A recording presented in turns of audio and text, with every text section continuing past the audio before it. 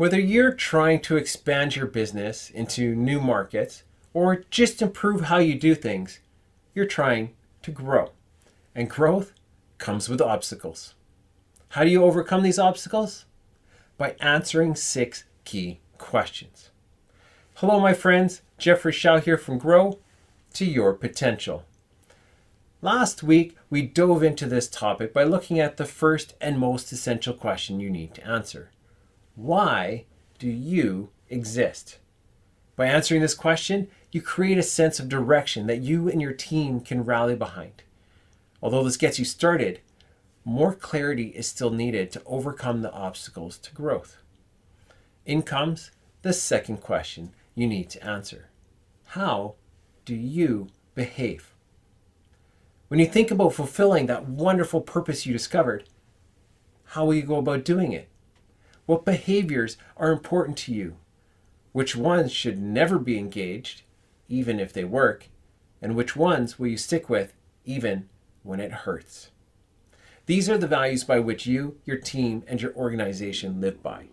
They will shape all that you do, as they form the backdrop for all your decisions, ultimately making your decisions easier, provided you know what your values are.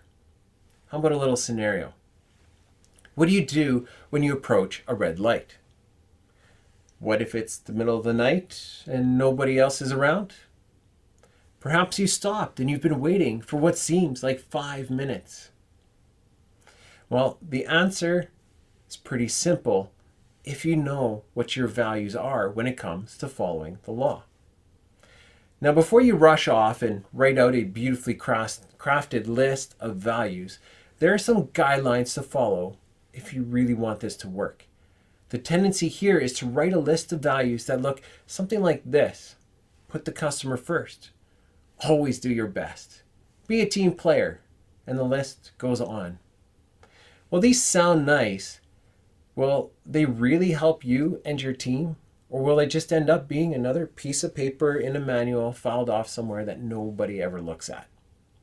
To help you with this, let's take a moment to identify the 3 types of values. First up, we have aspirational values. These are the values you wish you had. For example, someone who is chronically late may say they have a value of being on time. Well, if this was really something they valued, they would not be chronically late. This value is aspirational, what they wish they had.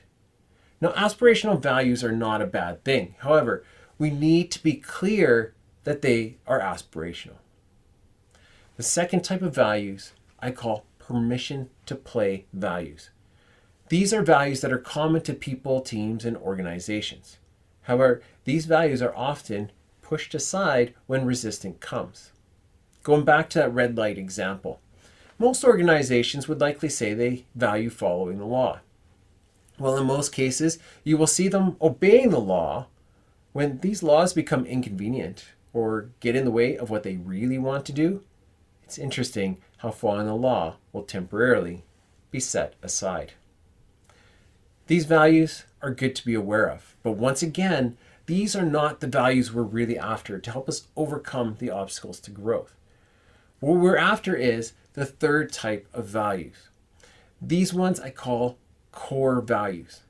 How can you tell these apart from the other 2? Well, ask yourself this. Are you willing to be punished for them? What cost are you willing to pay to uphold these values? If you can see yourself setting them aside, they're not your core values, and you need to keep looking. Here's an example for you. Integrity. Many would quickly say integrity is a core value, yet when push comes to shove, integrity often turns out to be a permission to play value. There is a level of it that most of us hold to, but it's not always something we're willing to pay the price for. This was something I had to wrestle with when coming up with my core values. Integrity over comfort is a value I put on my list, but is it really a core value? In looking to my past, I could see that this was more than aspirational and beyond permission to play. My unwillingness to compromise on this value has come with its costs that I was willing to pay. I was fired from my job while my wife was expecting our second child, all because I would not help my boss cover up his mistake. I risked a lawsuit over a mistake I could have easily covered up and did not. When selling my dental practice, I went against expert advice and told my team about my health issues, knowing this could result in several of them leaving and crippling my ability to sell at a good price that I desperately needed. This is what I refer to when I say a core value is one you are willing to be punished for. These are the types of values you want to identify. They will guide your actions and set the culture of your organization. They will inform your decisions and behaviors in all aspects of what you do. And knowing them is the next step to overcoming your obstacles to growth.